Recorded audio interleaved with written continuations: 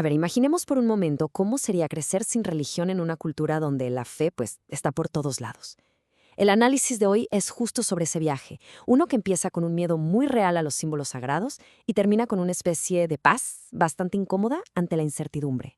Es una perspectiva de verdad muy intransa y muy personal. Y justo esta pregunta es la que arranca todo. ¿De cuándo acá se volvió de buen gusto tener un adorno de un hombre ejecutado? Es una pregunta que de golpe desarma un símbolo que para muchos es sagrado y lo deja en su descripción más, pues más literal. Desde aquí ya se marca el tono de una visión del mundo muy diferente a la que conocemos. Ok, primera sección, nacer sin Dios. Aquí vamos a explorar una infancia que no estuvo para nada moldeada por la fe, sino por el miedo. Y veremos cómo, cuando falta el contexto religioso, la percepción de los símbolos más comunes de nuestra cultura puede cambiar por completo. Y es que aquí el contraste lo es todo. Para la mayoría de los niños, en un entorno, digamos, católico, la historia era muy clara. Se trataba de un amor tan, pero tan grande que llevó al sacrificio máximo por toda la humanidad. El mensaje que se escuchaba era este: ese hombre que está ahí sangra por ti. Dentro del marco de la fe, pues claro, estas palabras tienen un significado de redención, de gratitud. Pero ¿qué pasa cuando ese marco simplemente no existe? Y justo aquí es donde la historia da un giro total. Sin esa base de teología, sin que nadie te explique la parte del amor y el sacrificio, la imagen de un crucifijo se interpreta de una forma mucho más, pues más cruda, más literal. La percepción, de repente, se queda sin todo ese simbolismo, y lo único que queda es esto. Solo veía a un hombre en dolor. Esta visión, así, directa, sin el filtro de la fe, no inspiraba devoción. Todo lo contrario. Generó un pavor profundísimo, una fobia al arte sacro, que convirtió el día a día en una fuente de ansiedad. Pero, ojo, ese miedo de la infancia no es que haya desaparecido, más bien, evolucionó hasta convertirse en una crisis intelectual. Y con esto entramos a la segunda sección, la crisis de lo literal. Aquí vamos a ver cómo un simple juego en la universidad puede destapar una división tremenda en la forma de entender el mundo. Imaginen la escena, un juego, típico de universidad. A una persona le ponen en la frente el nombre Satanás. Para adivinar, hace la pregunta clave: ¿soy real? Y la respuesta fue lo que lo cambió todo. La mitad del grupo dijo no, claro que no. Y la otra mitad, con una seriedad total, dijo que sí. Ese momento reveló una fractura que nadie veía en la percepción de la realidad. Por un lado estaba la idea de que la Biblia es, bueno, una colección de alegorías morales, de historias con moraleja. Y por el otro, el shock de entender que para muchísima gente es un relato literal, histórico y fáctico. Cada palabra es real. Claro, esta revelación fue como una bomba existencial. Porque si todo se toma al pie de la letra, entonces, a ver, ¿la Tierra de verdad se creó en 7 días? ¿Cuál es la física detrás de los milagros? Y la pregunta que quizá angustia más: ¿el destino eterno de una persona depende de haber tenido la educación religiosa correcta?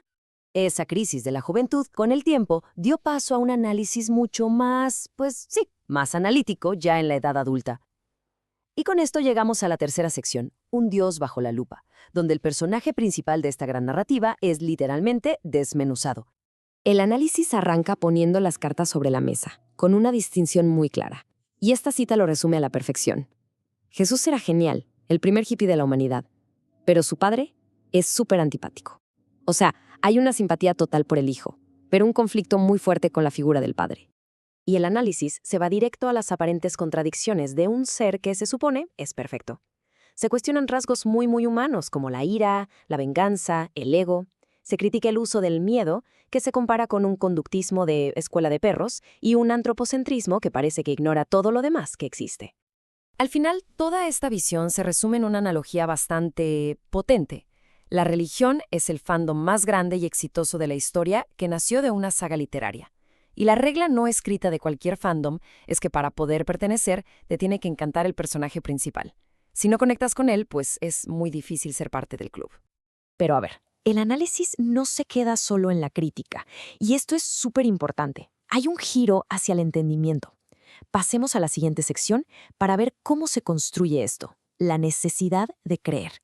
Una mirada empática a por qué la fe es algo tan poderoso para millones de personas. Y la base para entenderlo es el concepto del vacío existencial. ¿Qué es eso? Bueno, según esta perspectiva, es ese hueco que se abre el día que nos damos cuenta de que existimos, de que somos finitos y de nuestra soledad fundamental en el universo. Y aquí es donde la fe entra como la solución perfecta para ese vacío.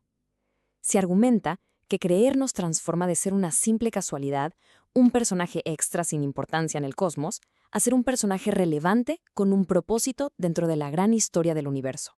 Y así se llega a una conclusión sobre la fe de los demás. Se le reconoce su poder, se le llama la mejor cura placebo del alma. Es un gesto de respeto a lo bien que funciona para otros, pero termina con una afirmación muy personal e inamovible. Y a mí no me funciona. Entonces, si la fe no es el camino, ¿qué queda? Bueno, nuestra última sección va justo de eso, vivir con la incertidumbre. Se trata de aceptar e incluso de abrazar esas preguntas que sencillamente no tienen respuesta. Hay una palabra en alemán que es buenísima para esto, Erklärungsnot. Describe esa ansiedad tan específica que sentimos cuando tenemos una pregunta que, en el fondo, sabemos que nunca, jamás vamos a poder responder. Es esa necesidad de una explicación que sabemos que no va a llegar. Y es un sentimiento que todos conocemos, ¿no? Es la misma inquietud que nos da preguntarnos, oye, ¿quién de verdad construyó las pirámides? ¿Hay vida en otros planetas? Son misterios que nos fascinan y nos frustran a la vez. Y esto nos lleva a la pregunta final de todo este viaje. Y es esta: ¿estás ahí? Una pregunta lanzada al vacío, como un eco de esa necesidad humana de conectar, incluso desde el escepticismo.